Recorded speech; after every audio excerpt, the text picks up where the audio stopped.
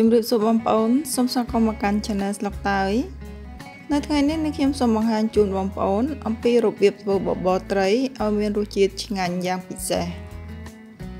នៅក្នុងវីដេអូនេះខ្ញុំនឹងបង្ហាញជូនបងប្អូនយ៉ាងលម្អិតអំពីគន្លឹះនៃការធ្វើបបរត្រីឲ្យមានរសជាតិឆ្ងាញ់ដូច្នេះសូមបងប្អូនកុំភ្លេចជួយចុច Like Share Subscribe និងចុចសញ្ញារូបកណ្ដឹងដើម្បីទទួលបានវីដេអូថ្មីៗពី Channel របស់នាងខ្ញុំចំពោះគ្រឿងផ្សំនៃការធ្វើបបរត្រីនេះខ្ញុំនឹងបង្ហាញជូននិងរៀបរាប់ជូនបងប្អូនជាដំណាក់កាលគ្រឿងផ្សំដំណាក់កាលទី1គឺការស្ងោរសាច់ត្រីការស្ងោរសាច់ត្រីមានគ្រឿងផ្សំដូចជាឆៃប៉ៅប្រៃនេះខ្ញុំប្រើ1ដុំខ្ទឹមបារាំងកន្លះដុំខ្ញី1ដុំតូចហើយនិងសាច់ត្រីចាសាច់ត្រីគឺបងប្អូនអាចដាក់ទៅតាមតម្រូវការរបស់បងប្អូនយើងដាំទឹកមួយកូនឆ្នាំងល្មមសម្រាប់ដាក់មកស្ងោរលិចត្រីនឹងដោយដាក់គ្រឿងផ្សំទាំងអស់ដូចជាខ្ទឹមបារាំងខ្ញីឆៃប៉ៅប្រៃហើយនិងត្រីដាក់ស្ងោររហូតដល់តែត្រីនឹងផុយចាំយើងបិទភ្លើងនៅក្នុងទឹកស្ងោរសាច់ត្រីនេះដោយសារនេះខ្ញុំប្រើឆៃប៉ៅតែម្ដុំតូចដូច្នេះរាងសាបទើបនេះខ្ញុំបន្ថែមអំបិលបន្តិចប្រហែលជាកន្លះស្លាបព្រាបាយនៅក្នុងទឹកស្ងោរសាច់ត្រីនឹងការស្ងោរសាច់ត្រីនេះគឺយើងត្រូវប្រើខ្ញីហើយនិងខ្ទឹមបារាំងដើម្បីកាត់ក្លិនឆ្អាបរបស់ត្រីសម្រាប់បងប្អូនដែលមានកម្រងធ្វើបបរត្រីឲ្យមានរសជាតិឆ្ងាញ់ដូចជានេះខ្ញុំនៅពេលនេះបើសិនជាបងប្អូនធ្វើញ៉ាំនៅពេលថ្ងៃត្រង់បងប្អូនគួរតែស្ងោរសាច់ត្រីនឹងហើយដាក់ត្រាំចោលនៅក្នុងទឹកឆៃប៉ៅនឹងពីព្រឹកទៅចារហូតទៅដល់ថ្ងៃត្រង់ចាំយើងស្រង់សាច់ត្រីដាក់បេះសាច់ត្រីទុកមួយឡែកនៅពេលដែលសាច់ត្រីស្ងោរឆ្អិនហើយគឺយើងត្រូវដាក់ត្រាំទុកនៅក្នុងទឹកឆៃប៉ៅនឹងរហូតប្រហែលជា2ឬ3ម៉ោងការធ្វើបែបនេះគឺដើម្បីឲ្យសាច់ត្រីនឹងចូលជាតិជាមួយនឹងទឹកឆៃប៉ៅដែលមានរសជាតិប្រៃសាច់ត្រីស្ងោរឆ្អិនរួចហើយខ្ញុំដាក់ត្រាំនៅក្នុងទឹកឆៃប៉ៅនឹងទុកមួយអន្លើសិនគ្រឿងផ្សំបន្តទៀតសម្រាប់ធ្វើបបរមានដូចជាឆ្អឹងស៊ុបឬក៏ឆ្អឹងជ្រូកនឹងផ្សិតខ្មៅហើយប៊ីយឺហ៊ឺខ្ទឹមបារាំងចំនួន1មើមហើយនិងអង្ករចំនួន1កំប៉ុង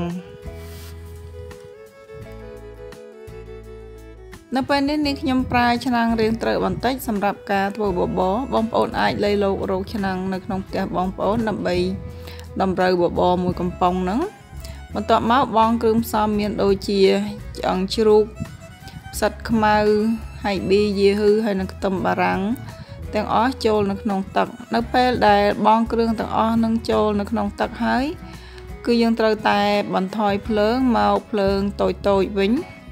ចាដោយប្រើកម្លាំងភ្លើងខ្សោយដើម្បីរំងាស់ឆ្អឹងស៊ុបនឹងបន្ទាប់មកបន្ថែមគ្រឿងរសជាតិមានដូចជា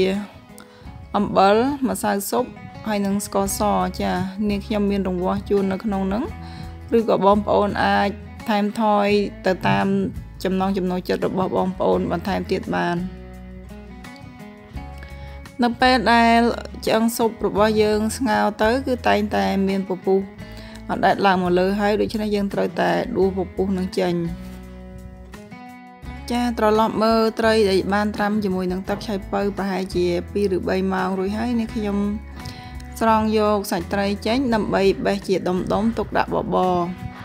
ចំណែកឯទឹកឆៃប៉ៅហ្នឹងគឺនេះខ្ញុំអត់ចាក់ចោលទេនេះខ្ញុំនឹងយកទៅចាក់នៅក្នុងឆ្នាំងបបរចាកន្លែងនេះក៏ជាចំណុចសំខាន់ដែរបើសិនជាបងប្អូនដាក់គ្រឿងរសជាតិផ្សំនៅក្នុងឆ្នាំងបបរធំនេះបងប្អូនចាក់ទឹកឆៃប៉ៅចូលបងប្អូនលៃយ៉ាងណាកុំឲ្យមានរសជាតិប្រៃចានៅពេលដែលយើងបង់គ្រឿងរសជាតិនៅពេលដែលស្ងោរឆ្អឹងស៊ុបនោះបងប្អូនគួរតែកុំទាន់ដាក់អំបិលសិនក៏បានដែរចំណែកឯសាច់ត្រីគឺយើងត្រូវតែបេះដុំ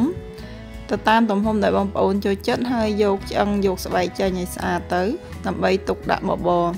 សាច់ត្រីគឺយើងដាក់នៅពេលដែលបបរឆ្អិនការដែលត្រាំសាច់ត្រីនៅក្នុងទឹកឆៃប៉ៅនឹងធ្វើឲ្យត្រីរបស់យើងមានរសជាតិប្រៃបូកនឹងផ្អែមនៃរសជាតិរបស់សាច់ត្រីហើយដល់ពេលដែលយើងញ៉ាំបបរទៅនឹងធ្វើឲ្យបបររបស់យើងមានរសជាតិឆ្ងាញ់យ៉ាងពិសេសចាក្នុងវីដេអូនៃការធ្វើ បបរត្រីនេះគឺមានគ្រឿងផ្សំរាងកំប៉ែកំប៉ុកច្រើនបន្តិចបន្ទាប់មកគឺនាងខ្ញុំរំលីងខ្ទឹមសឲ្យវាក្រហមល្អដើម្បីទុកដួសដាក់នៅលើបបរចាខ្ទឹមសហ្នឹងនៅពេលដែលក្រហមល្អហើយនាងខ្ញុំដួសដាក់កូនចានទុកមួយឡែកបន្ទាប់មកខ្ទឹមដែលនៅសល់បាតនឹងខ្ទះហ្នឹងគឺនាងខ្ញុំចាក់អង្ករដែលបានលាងសម្អាតស្អាតហ្នឹងចាក់ចូលឆានៅក្នុងខ្ទះហ្នឹងអង្ករឆារហូតតតែដាច់ទឹកឡើងស្ងួតល្អតែម្ដងបានលើកអង្ករដែលបានឆានឹងដាក់ចូលទៅក្នុងឆ្នាំងបបរការដែលយើងឆាអង្ករដើម្បីមុននឹងយកទៅបបរបែបនេះនឹងធ្វើឲ្យបបររបស់យើងមានក្លិនឈ្ងុយឆ្ងាញ់យ៉ាងពិសេសម្យ៉ាងទៀតក៏យើងមិនចំណាយរយៈពេលយូរនៅក្នុងការបបរឲ្យអង្កររីកនោះដែរចានៅពេលដែលយើងឆាអង្ករបែបនេះគឺបបរយើងឆាប់រីកអង្ករលឿនចំពោះឆ្អឹងជ្រូកដែលយកមកស្ងោរធ្វើជាស៊ុបបបរនេះបងប្អូនអាចប្រើជាឆ្អឹងស្មងដូចnhưខ្ញុំនឹងក៏បានឬក៏អ្នកខ្លះគាត់ប្រើជាឆ្អឹងផាលក៏បានដែរខណៈពេលដែលទុកបបររងាស់ស្ងោរនៅលើភ្លើងដោយបើកភ្លើងតិចដូច្នេះនាងខ្ញុំយកពេលវេលានឹងមកឆាសៀងនេះគឺជាសៀងផ្អែមដែលនាងខ្ញុំនឹងយកមកឆាឲ្យវារាងឈ្ងុយដោយដាក់ខ្ទឹមសរំលីងរួចហើយចាក់សៀងផ្អែមចូលយើងឆាត្រឡប់ឡើងចុះឲ្យឈ្ងុយបន្តិចមកចាំដួសដាក់ទុកនៅកូនចានទុកមួយឡែកទុកនៅពេលដែលយើងញ៉ាំបបរយើងដាក់ពីលើជំហានបន្ទាប់គឺការធ្វើគុយទាវឆាទុកញ៉ាំជាមួយនឹងបបរចាគុយទាវនេះគឺគុយទាវដែលខ្ញុំបានធ្វើស្រុះពីល្ងាចទុកម្ដងហើយនេះខ្ញុំចង់បញ្ជាក់ជូនបងប្អូនថាគឺគុយទាវនេះគឺនេះខ្ញុំយកទៅស្រុះទឹកក្តៅរួចហើយដាក់ស្រង់វាចេញបានយកមកប្រឡាក់ជាមួយនឹងទឹកស៊ីអ៊ីវខាប់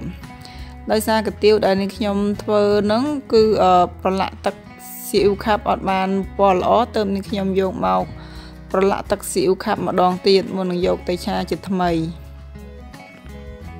នៅក្នុងវីដេអូនេះគឺនេះខ្ញុំបានថតនៅត្រង់កន្លែងដែលនេះខ្ញុំស្រុះគុយទាវទេចានេះខ្ញុំអាចរៀបរាប់ជាសារសំឡេងជូនបងប្អូនដោយសារគុយទាវនេះគឺនាងខ្ញុំបានធ្វើពីល្ងាចទុកឆាញ៉ាំចាញ៉ាំជាលក្ខណៈគ្រួសារមិនបានធ្វើជាវីដេអូថតនឹងទេទើបបានជានៅពេលនេះมันមានវីដេអូនៅត្រង់កន្លែងស្រុះគុយទាវដូច្នេះនាងខ្ញុំបានបញ្ចូលជាសារសំឡេងជូនបងប្អូនហើយអំពីការធ្វើគុយទាវមុននឹងយកមកឆាចា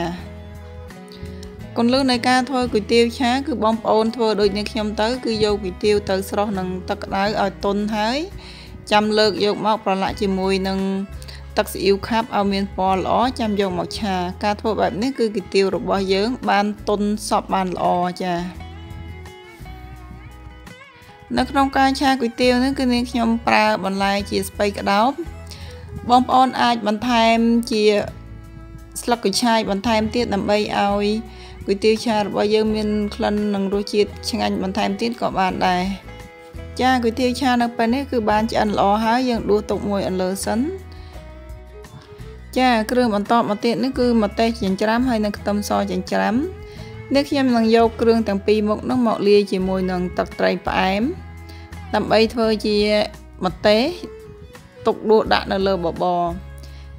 វិធីការធ្វើម្ទេសបែបនេះគឺងាយស្រួលហើយលឿនមែនតើចាយើងមិនបាច់ប្រើរយៈពេលយូរនៅក្នុងការធ្វើម្ទេសដាក់បបរនោះទេបងប្អូនគួរតែសាកល្បងតាមវិធីរបស់នាងខ្ញុំសូមធានាថារូបមន្តនោះគឺឆ្ងាញ់ងាកមកមើលបបររបស់នាងខ្ញុំវិញនៅពេលនេះក៏ឆ្អិនល្មមដែរគឺអង្កររីកល្អដូច្នេះនាងខ្ញុំដួសសាច់ត្រីដែលបានស្ងោរនិងបេះដុំរួចហើយដួសចាក់ដាក់ចូលនៅក្នុងបបររបស់យើងហើយបិទភ្លើងជាការស្រេចតែប៉ុណ្ណឹងគឺឆ្អិនរួចរាល់ហើយនៅពេលដែលទទួលទានគឺយើងលើកដាក់សណ្ដែកបណ្ដុះទៅចាដួសដាក់ចានដាក់បបរដួសដាក់ចានហើយបន្ថែមគ្រឿងតាមក្រោយទៅតាមចំណង់ចំណូលចិត្តរបស់យើងមានដូចជាជីរណាស្លឹកខ្ទឹមគុយទាវឆាខ្ទឹមបំពងសៀងអីហ្នឹងម្ទេសម្រេចហ្នឹងចាដាក់ទៅតាមចំណង់ចំណូលចិត្តរបស់បងប្អូនចាបបររបស់នេះខ្ញុំមួយចានហ្នឹងវារាងគោកទឹកបន្តិច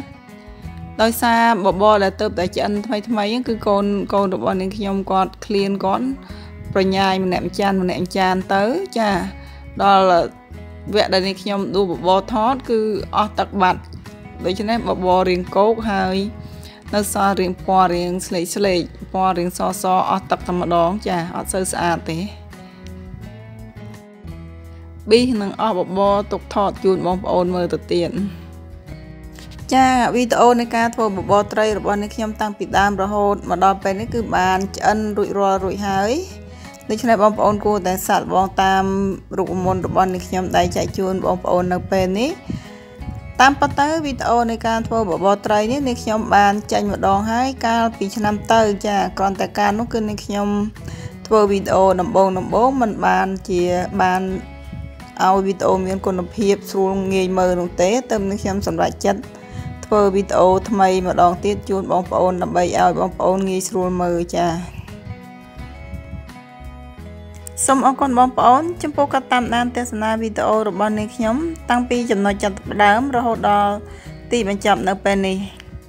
ចំពោះបងប្អូនថ្មីដែលបានចូលមើលវីដេអូរបស់នាងខ្ញុំហើយក៏ប៉ុន្តែមិនទាន់បានធ្លាប់ចុច Subscribe នៅឡើយសូមបងប្អូនជួយចុច Like Share Subscribe និងចុចសញ្ញារូបកណ្ដឹងដើម្បីទទួលបាននៅវីដេអូថ្មីពី Channel របស់នាងខ្ញុំហើយក៏ជាកម្លាំងចិត្តដើម្បីឲ្យនាងខ្ញុំបន្តផលិតវីដេអូជាបន្តជូនបងប្អូនផងដែរនៅពេលនេះនាងខ្ញុំសូមអរគុណសូមជម្រាបលាជួបគ្នានៅវីដេអូថ្មីក្រោយៗជាបន្តទៀត